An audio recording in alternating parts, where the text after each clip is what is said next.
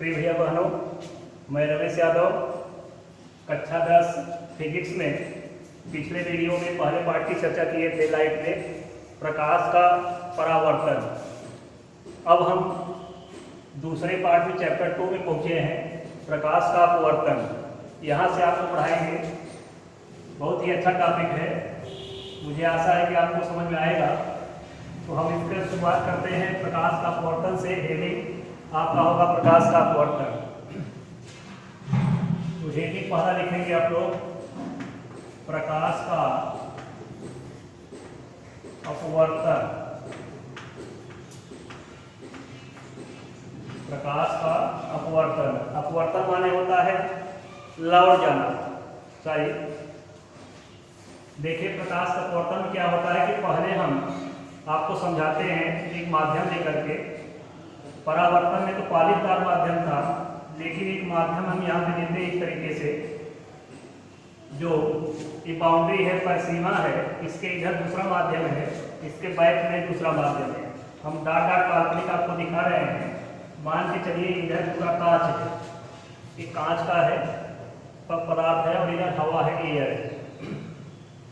कांच का पदार्थ का मतलब है मोटा सतह है आपका कांच, लेकिन पारदर्शी है, इसे पीछे पॉलिश नहीं किया गया है। जब पीछे पॉलिश नहीं करेंगे तो प्रकाश की किरण उस दूसरे माध्यम के अंदर भी प्रवेश करेगी। पिछले पार्ट में हम लोगों ने परावर्तन में क्या देखा था कि सतह को पीछे से पॉलिश कर दिए। जब सतह को पीछे से पॉलिश करेंगे पारदर्शी सतह को, तो प्रकाश किरण यहाँ सीधे आएगी और ऐसे लौट जाएगी। वो क्रिया प्रकाश का परावर्तन था। लेकिन हम लोग इसमें पॉलिश नहीं करेंगे, प्रकाश को दूसरे माध्यम में जाने का चांस देंगे, अवसर देंगे कि वो दूसरे माध्यम में प्रकाश किरण प्रवेश करे, तो उसकी गतिविधियों में क्या परिवर्तन होता है। तो इसमें यही है कि जब प्रकाश एक माध्यम से दूसरे माध्यम में प्रवेश करता है, तो पहले माध्यम के सापेक्ष दूसरे माध्यम में उसके मार्ग में कुछ परिस्थितियाँ ऐसी होती है उसके मार्ग में जो हमें बदली हुई नजर आती है। यही बदली हुई परिस्थितियों को ही हम बोलते हैं अपवर्तन, सामान्य भाषा में। चलिए देखते हैं, स्क्रीन के द्वारा समझाते हैं आपको। तो देखिए, एक प्रकाश की किरण ऐसे आई है, सीधे ऐसे आ रही है, और जब ये प्रकाश किरण सीधे ऐसे आ रही है तो हम इस पे एक अभिलंब खींचते हैं, क्योंकि आपकी किरण जहाँ आती है तो आपतन बिंदु एक अभिलंब ऐसे खींचा जाता है। तो हमने एक अभिलंब खींच दिया। अब यह प्रकाश किरण किसमें आ रही है? वायु में। वायु को एयर बोलते हैं। एयर में ये आ रही है सीधे, लेकिन जैसे ही ये कांच में प्रवेश करती है, तो कांच मतलब होता है ग्लास, GLASS। तो जब कांच में प्रवेश करती है तो क्या देख रहे हैं हम लोग कि ये अपने वास्तविक रास्ते से विचलित हो गई। देखिए, इसका वास्तविक रास्ता ऐसे था कि प्रकाश सीधी रेखा में चलता, हम लोग पीछे पढ़े भी है प्रकाश के लक्षण में कि प्रकाश सीधी रेखा में चलता है, तो इसे अपने सीधे मार्ग से दूसरे माध्यम में जाना चाहिए था। लेकिन हम देख क्या रहे घटना में कि प्रकाश अपने वास्तविक रास्ते से विचलित हो गया। यानी उसका वास्तविक रास्ता ये था कि प्रकाश सीधे ऐसे जाता, सीधे रास्ते से निकल जाता, ये सीधे रास्ते से न जा करके बल्कि क्या हुआ, अपने पथ से थोड़ा सा देखिए डैमेज होके इस अभिलंब की ओर झुक गया। इस लाइन को अभिलंब कहते हैं, अभिलंब। तो हमने आपको थोड़ा सा चित्र के माध्यम से समझाना चाहा कि एक प्रकाश किरण इस सतह पे आती है, पारदर्शी सतह पर, यहाँ से टकराने पश्चात जैसे ही दूसरे माध्यम में प्रवेश करती है तो अपने सीधे रास्ते में न जाकर के, जो अपने उसका लक्षण प्रकाश का, वो सीधे पथ पे न जाकर के बल्कि दूसरे माध्यम में जैसे ही प्रवेश करती है वो अपने वास्तविक रास्ते से थोड़ा सा विचलित होकर, देखिए अपने रास्ते को छोड़ के विचलित होकर के अभिलंब की ओर झुक गई। तो हम यहाँ समझाना यही चाह रहे हैं कि प्रकाश अपवर्तन क्रिया में, यही घटना अपवर्तन क्रिया में परिभाषा रूप में आपको कह सकते हैं कि प्रकाश जब एक माध्यम से, देखिए ध्यान से, माध्यम नंबर 1 है, पूरी गतिविधि समझ लेंगे तभी इसका डिफिनेशन हम निकाल लेंगे। ये माध्यम 1 इसे बोलते हैं, इसे माध्यम 2 बोलते हैं। माध्यम 2 का मतलब कांच है, उधर वायु। अभी आपको माध्यमों के विषय में डिटेल समझाएंगे। तो जब प्रकाश किरण एक माध्यम से दूसरे माध्यम में प्रवेश करती है तो अपने वास्तविक पथ से विचलित हो जाती है। तो प्रकाश की किरण का अपने वास्तविक पथ से विचलित होने की क्रिया को ही कहते हैं प्रकाश का अपवर्तन। तो इसका डेफिनेशन हम करेंगे कि जब प्रकाश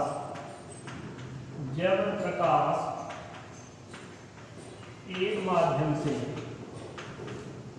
जब प्रकाश एक माध्यम से दूसरे माध्यम में, एक माध्यम से दूसरे माध्यम में, दूसरे माध्यम में प्रवेश करता है तो अपने वास्तविक पथ से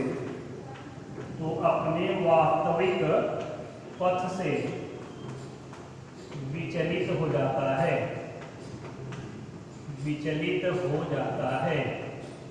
विचलित होने में मुड़ जाता है,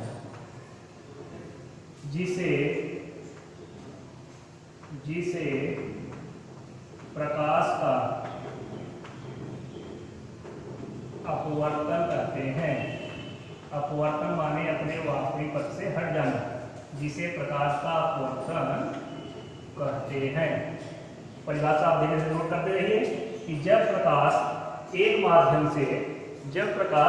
माध्यम से दूसरे माध्यम में प्रवेश करता है तो वह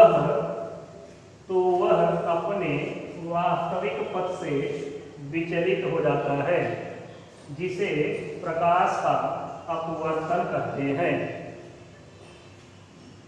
यही है प्रकाश का अपवर्तन।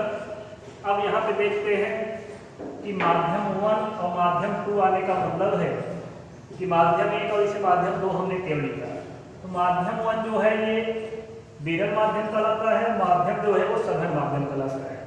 तो आप इसे विरल माध्यम भी कह सकते हैं, विरल माध्यम, और इसे कह सकते हैं सघन माध्यम, सघन माध्यम। विरल माध्यम उसे कहते हैं जहां प्रकाश को चलने फिरने में आसानी होता है, अर्थात प्रकाश जहां बहुत तेजी से चलता है, उसके चलने में कोई रुकावट नहीं होता है, प्रकाश की गति जहां तेज होती है, ऐसे माध्यम को विरल माध्यम कहते हैं। और सघन माध्यम में कहते हैं कि प्रकाश को जहां चलने में कठिनाई महसूस होता है, पहले माध्यम के सापेक्ष दूसरे माध्यम में जब उसे चलने में कठिनाई महसूस होता है, अर्थात उसकी चाल में रुकावट होता है, तो ऐसे माध्यम को सघन माध्यम कहते हैं। इसको डेल्सा जी बर्टन DENS किया है, डेल्सन मीडियम, डेल्सन मीडियम। इसे रेरर मीडियम भी कहते हैं, RAR, रेरर मीडियम। तो आप कह सकते हैं कि दो माध्यम को हम सघन और विरल आसानी से डिक्लेयर कर सकते हैं। जैसे हम जल ले लें और कांच ले लें, हवा के स्थान पे जल और कांच ले लें, तो आप आसानी से देखते ही होंगे कि जितनी तेजी से हम आप पानी में चल लेंगे, अपने पैर को जितनी तेजी से पानी चला लेंगे, क्या उतनी तेजी से हम लोग कांच में अपना पैर चला सकते हैं? नहीं ना। इसका मतलब है कि सघन और विरल का निर्णय आप स्वयं ले सकते हैं कि जहाँ चलने फिरने में आसानी हो, ऐसे माध्यम को विरल माध्यम कहते हैं। और जहाँ चलने फिरने में प्रकाश को कठिनाई महसूस हो, जहाँ चाल घट जाए, उसे सघन माध्यम कहते हैं। तो माध्यमों में निर्णय लेना आपके लिए ज़्यादा कठिन नहीं है। अब हम चलते हैं प्रकाश के अपवर्तन के बाद प्रकाश का परावर्तन आपको बताते हैं। साहिब, प्रकाश के अपवर्तन के नियम, जैसे परावर्तन में हमने नियम को देखा था, वैसे हम लोग प्रकाश के अपवर्तन इसके नियम देखेंगे। जहां आपको प्रकाश के परावर्तन में 2 नियम बताए गए थे, उसी प्रकार से प्रकाश के अपवर्तन में भी आपको 2 नियम पढ़ने को मिलेंगे कि प्रकाश के अपवर्तन के 2 नियम होते हैं। हेडिंग लिख लेंगे, प्रकाश के अपवर्तन का नियम, प्रकाश के अपवर्तन का नियम।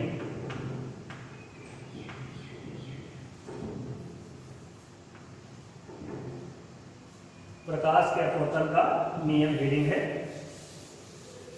इससे पहले एक नोट लिख लेंगे, थोड़ा सा कहीं 60 नोट बगल साइड से कहीं पे नोट में कि अपवर्तन का जो मुख्य कारण होता है, आखिर अपवर्तन हो क्यों रहा है। तो आप क्या देख रहे हैं यहाँ पे, चाल के बदलने से ही अपवर्तन हो रहा है। प्रकाश की चाल विरल माध्यम में कुछ और है और सघन माध्यम में कुछ और हो जाती है, इसका मतलब प्रकाश की चाल बदल जाती है।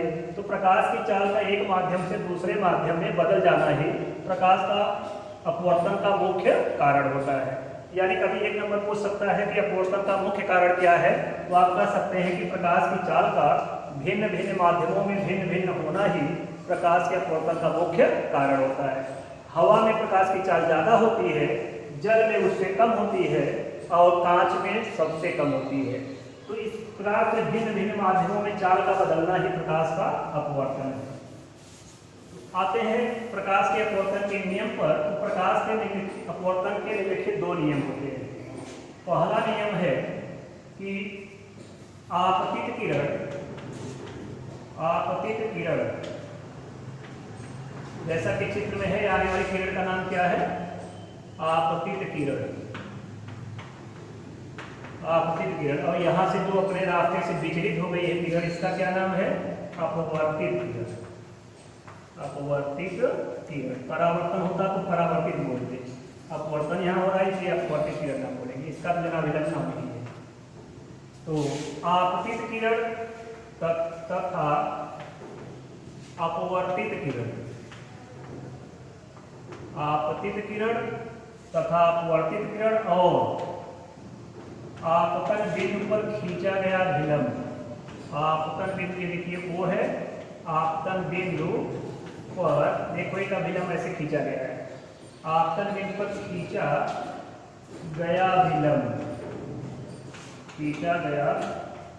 अभिलंब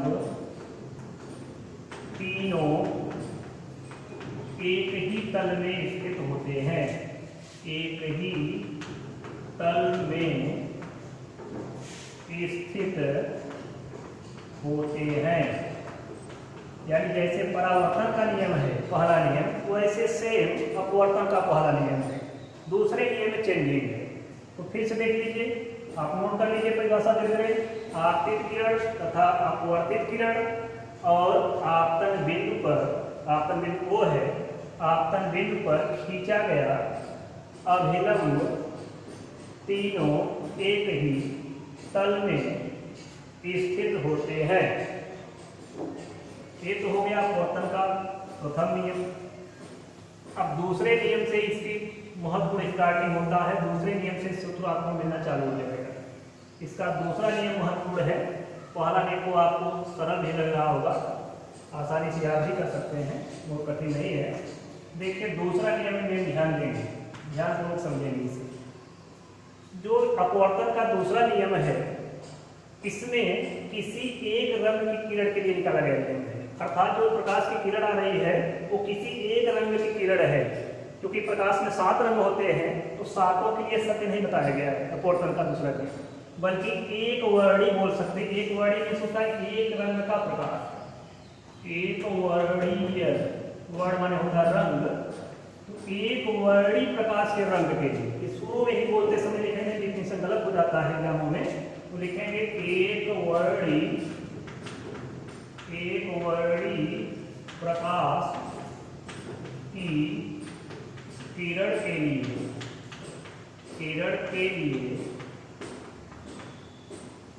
देखिए ये आपतन कोण आई है। ये क्या है? अपवर्तन कोण आ है। जैसे परावर्तन कोण आई था और आपतन कोण आई था, परावर्तन कोण आर था, वैसे ही आपतन कोण यहाँ आई है और अपवर्तन कोण इसे बोलते हैं अपवर्तन कोण, आर बोलते हैं इसे। तो एक वर्णी प्रकाश की किरण के लिए आपतन कोण की ज्या माने होता है साइन, आपतन कोण है आई, आपतन कोण आई की ज्या ज्या माने होता है साइन, तथा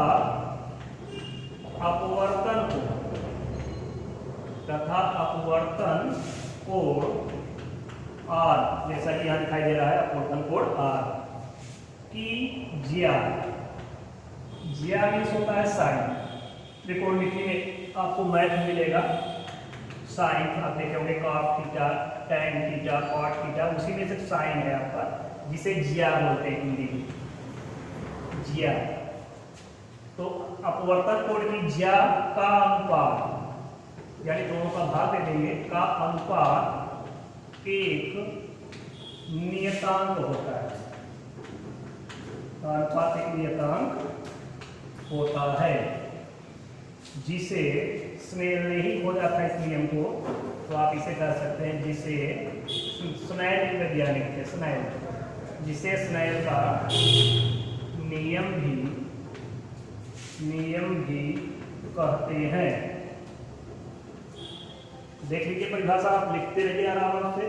एक वर्णी प्रकाश की किरण के लिए आपतन कोण I की ज्या तथा अपवर्तन कोण R की ज्या का अनुपात एक नियतांक होता है, जिसे स्नेल का नियम भी कहते हैं।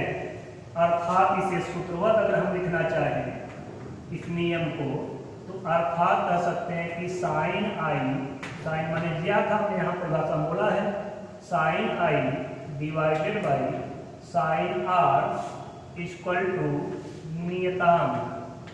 इन दोनों का अनुपात देखो, यहाँ लिखेंगे नियतांक बराबर नियतांक, अर्थात इसे बराबर में स्नेल का नियम भी कर सकते हैं।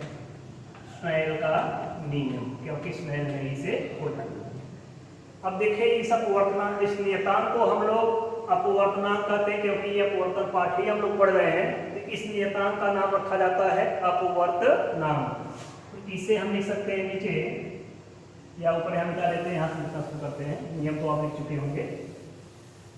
तो इसे हम लिख सकते हैं कि sine I upon sine R बराबर अपवर्तनांक, यानी इस नियतांक का एक अलग से नाम रखा जाता है, जिसे अपवर्तनांक कहते हैं, क्योंकि पाठ के आधार पर ही रखा जाता है। अपवर्तन पढ़ रहे हैं, इसलिए इस नियतांक का नाम हमने रखा अपवर्तनांक।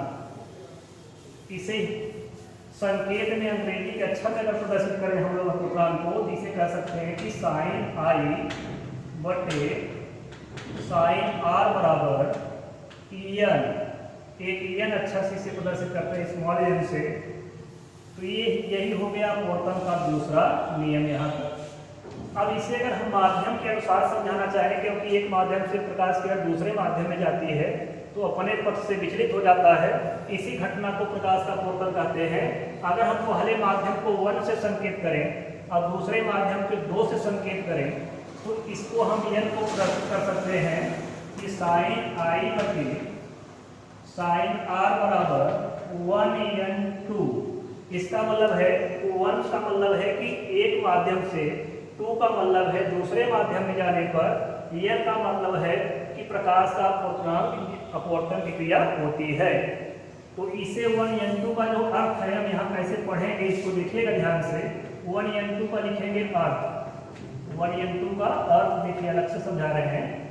इसे हम पढ़ेंगे पहले माध्यम के सापेक्ष, पहले माध्यम के सापेक्ष दूसरे माध्यम का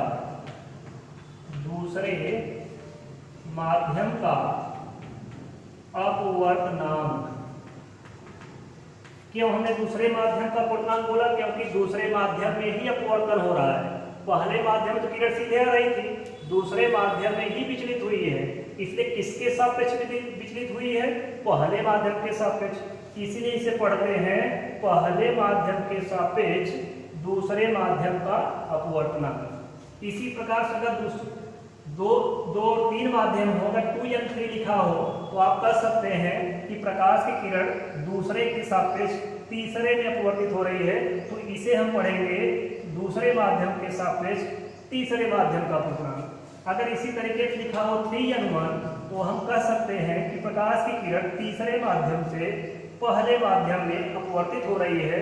इसीलिए इसे पढ़ेंगे कि तीसरे माध्यम के सापेक्ष पहले माध्यम का अपवर्तनांक। अगर इसका नाम हम वायु रखें पहले माध्यम का, तो इसे इस तरीके से भी हम प्रदर्शित कर सकते हैं 1n2 को कि sine I upon sine R equal to ANG। ANG का मतलब A मीन्स एयर और G मीन्स होता है ग्लास, ग्लास मीन्स होता है कांच, GLASS। तो हम इसे पढ़ सकते हैं वायु के सापेक्ष कांच का अपवर्तनांक, यानी जो 1n2 था उसका यहाँ नाम रख दिया हमने। इसे पढ़ सकते हैं कि हवा के सापेक्ष या वायु के सापेक्ष कांच का अपवर्तनांक। यहाँ तक तो था अपवर्तन का दूसरा नियम आपके सामने। अब हम आपको इससे संबंधित नेक्स्ट वीडियो में अपवर्तन की सारी घटनाएं, अभी तक केवल अपवर्तन का नियम था, उसके नियम बताया, अपवर्तन क्या है ये आपको नोट कराया। आप इतना बातों को याद करते रहेंगे धीरे धीरे, तो अगले नेक्स्ट वीडियो में हम इससे संबंधित सारी घटना आपको बताएंगे, डिटेल चर्चा करेंगे। धन्यवाद बच्चों।